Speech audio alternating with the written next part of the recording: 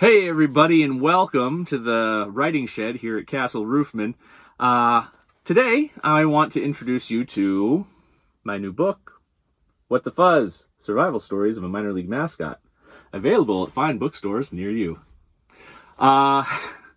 It's slowly getting released. Apparently you can buy it on Amazon. It's available on Amazon. Amazon's filling orders. I believe the publisher is filling orders. And soon it will be listed with Ingram, which will put it in everybody's bookstore, brick and mortar near you. So, go out there, look for it, find it, keep in touch with me on social media, and I'll let you know all the fine details. To introduce you to the story, I thought I would read chapter 1 to you, and it is called, What Will You Do for Work? In Espanol. I hope you enjoy it. How the heck did you get a job as a mascot in professional baseball? That mildly annoying question has been echoed by fans, friends, and family long after my brief career in the minor leagues ended in 2006. In truth, it's not the question that I found so frustrating, nor the tones of bewilderment, revulsion, or pity that often accompany it. What has bothered me so much is the fact that after all these years, I don't have a better answer for it. Ask me, hey, how'd you manage to get a job as a mascot in professional sports? And the honest response is simple.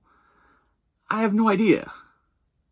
However, if you pressed me further on this issue, I might have told you the story about how a weekend job at Chuck E. Cheese led to an unlikely opportunity. I might have described how that opportunity led to a mafia-style job offer in a dark parking lot after a game. But if you asked me about the first moment that the idea of becoming a mascot entered my mind, I'd probably trace that back to a paragraph that I wrote in jest for Spanish class at Fort Leboeuf High School in Waterford, Pennsylvania back in 2000. It was my third class with Senorita Clutter. We had just moved beyond advanced verb conjugation and syntax, and we were about to embark on the most difficult assignment to date, a written paragraph. We were required to read these paragraphs in front of the class and have them displayed publicly for the entire school to read. The assignment was not unlike the one we had been asked to complete 100 times in elementary school. I suppose that's fitting, given that my reading level in Spanish at that point was somewhere between pre-kindergarten and fledgling first grader. Senorita Clutter was a thin, athletic woman who taught spinning classes at a local fitness and racket club. She had a collection of knickknacks, figurines, toys, and stuffed animals that she had acquired over the years while traveling the Spanish-speaking world. Having studied originally in Spain, she spoke the language with a perfect Castilian dialect. Her European lisp softened her words as she presented the class with her assignment prompt. "What will you do for work?" she asked. She searched the room, starting with the student in the back corner farthest from me. The student answered, and she proceeded methodically, row by row, posing the question for each student in turn, then whirled around to write the appropriate words on the whiteboard behind her. I raked my memory for things that stood out to me as a child. Police officer, teacher, one of those diggers from Jurassic Park. But as I zeroed in on each of those ideas, I heard one of my classmates answer, "Policia, professor, arqueólogo." No sooner had I thought writer when a jerk named Jason leapt from his seat and boldly said, "Escritor," with far more enthusiasm than was necessary. Senorita Clutter's eyes roved over the class, slipping up and down the rows, and one by one, she bid us each to speak. I was seated in the last row, but she was moving quickly, and I soon began to panic. She called on a kid named David, whose parents owned a drive-up ice cream shop at the edge of town. Fresh back from his family's annual Caribbean cruise, he elaborated more on his answer than anyone in class up until that point. He explained, in perfect Spanish, that he was just going to go into the family business, running the store, selling ice cream and coney dogs in the summer. I glowered at him, irritated both by his proficiency with the Spanish language and with his apparent ready-made career. Then it struck me. If he was just going to do what his parents did, couldn't I? Could this assignment be that easy? Maybe the answer was as simple as telling the class what my dad did. No problem. I just needed to figure out exactly what that was. I didn't fully understand the full scope of my father's business at the time. His career seemed to have layers.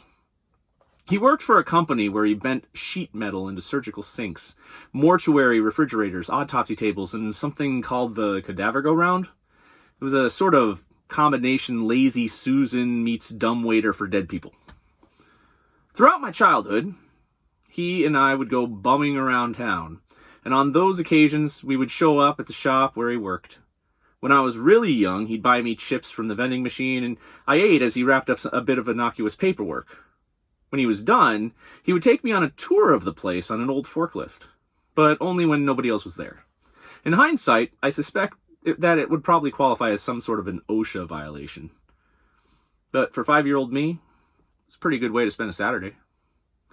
As I got older, the forklift rides were traded for tutorials, during which my father showed me how to make some of the stranger products that they've manufactured. Sitting there in Spanish class, watching Senorita Clutter drawing closer, I thought about what my dad had shown me just that prior weekend. He had taken me down to the superheated corner of the shop that was tucked behind long plastic strip curtains spattered with dried foam insulation. He pulled out a series of steel molds smeared on some sort of industrial lubricant, then showed me how to use the valve at the end of the hose to inject chemicals into the steel molds. We worked a full day on these and produced a stack of large foam boxes. "What are these for anyway?" I remember asking, as I built the cardboard boxes that would ultimately be used to ship the foam ones. Dad peered over the wireframes of his glasses. The t-shirt he was wearing was already flecked with dry foam from the week before, and his thinning hairline glistened with sweat. "Skin," he said, coolly, and without pause, as if this was the most reasonable thing in the world. "What?" I gave my head a little shake. I couldn't have heard that right. "They're for human skin," he said, "for transplant." The horror must have shown on my face because he went on to a very detailed explanation of biology and medical technologies that I found more than a little confusing at the time. Finally, he tried his best to spell it out for me. "All right, say you're burned in a fire. The doctors might need to graft skin from an organ donor onto you to help save your life. Now, if that donor is in Pittsburgh, but you need the skin in Cleveland, that's where these boxes come in."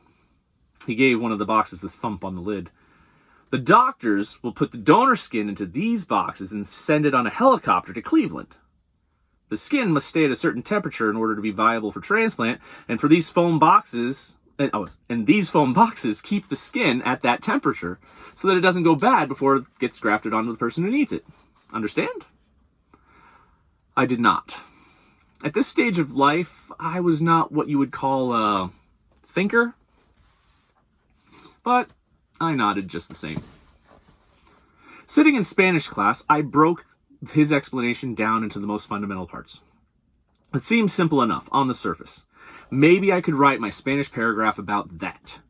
I rifled through my Spanish to English dictionary for each of the words and wrote down the sentence, "Quiero hacer quejas para la piel humana." Simple. Roughly translated, I had just written down, "I want to make boxes for human skin." It was at that moment that I realized that some people might consider my dad's job a little creepy. As I retranslated those words, my mind immediately flitted to the film Silence of the Lambs, that scene where Buffalo Bill was dancing naked in front of a camera while wearing the dead scalp and skin he harvested from his victims.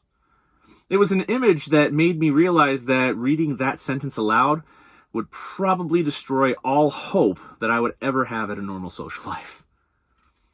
I wasn't particularly popular in high school, you see. Then again, I wasn't entirely unpopular either. I fell somewhere in the middle, eccentric enough to endear myself to teachers and to keep the number of my friends down to a manageable minimum. Still, I was close enough to normal that I could generally find a date to school dances if I really wanted to. However, with this one sentence, I was teetering on the edge of social suicide. All I needed to do was say aloud those words that I had written in my notebook and declare for the entire class that what I most dreamed of doing in my life was making giant boxes that had no tangible purpose other than holding and storing human skin. Now, That's the kind of thing that'll get you an appointment with a guidance counselor. And possibly a permanent spot on the no-fly list. I scribbled out that sentence and refocused my attention to the subject of jobs. Unique, not creepy, jobs. There had to be something out of the ordinary, something that no other student would pick. Senorita Clutter shuffled closer, and then it struck me. Over her shoulder, I saw a strange green stuffed animal sitting on her filing cabinet in the corner of the classroom. The sheen of its fake fur shone in the light of the overhead fluorescence. It triggered something. The creature was familiar. I focused on the fur, and then another image rose to the forefront of my mind, like a messianic vision. It was a large bird, lime green, and covered with that same fur, a giant parrot. A few summers before, my dad had taken my sister and me to our first Major League Baseball game to watch the Cardinals take on the Pittsburgh Pirates at Three Rivers Stadium. It was a year or so after Mark McGwire broke the single season home run record, and they had already announced plans to tear down the stadium so that the franchise could move to their new home at PNC Park. My dad thought it was as good a time as any to make the trip to show us the stadium that his father had taken him to as a kid.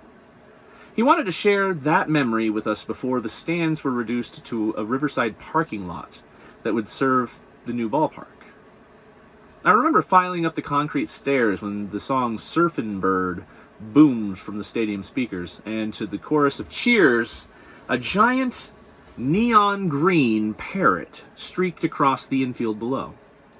He strutted about the warning track, smacking the palm of his oversized baseball glove, joining a few of the players for a quick game of catch during pregame warm-ups. As quickly as the memory came, it was pushed aside by the sensation of Senorita Clutter's eyes clamping onto me. Benji? She called me by my Spanish name. ¿Y tú? Un momento, por favor, I answered. I retrieved again my Spanish to English dictionary and leafed through it as quickly as I could. Finally, I fingered the page that I was looking for and answered her gaze with 3 words. Mascota de profesional. I said it, offering what I had hoped would be an innocent smile. Mascota? Senorita Clutter asked, somewhat accusatorially. Then, thinking I must have had the wrong word, the corners of her lips curled into a smile. In English? I would like to be a professional mascot, I said confidently. My classmates chortled around me, and I watched Senorita Clutter's jaw slacken slightly. Her eyebrows drew up, and she blinked her wide blue-gray eyes at me. The laughter continued, directed more at her expression of befuddled amusement than at my absurd career choice. But hey, at least this choice was better than maker of skin boxes, right? That night, I sat on my old twin bed, scribbling my paragraph on a piece of loose-leaf notebook paper.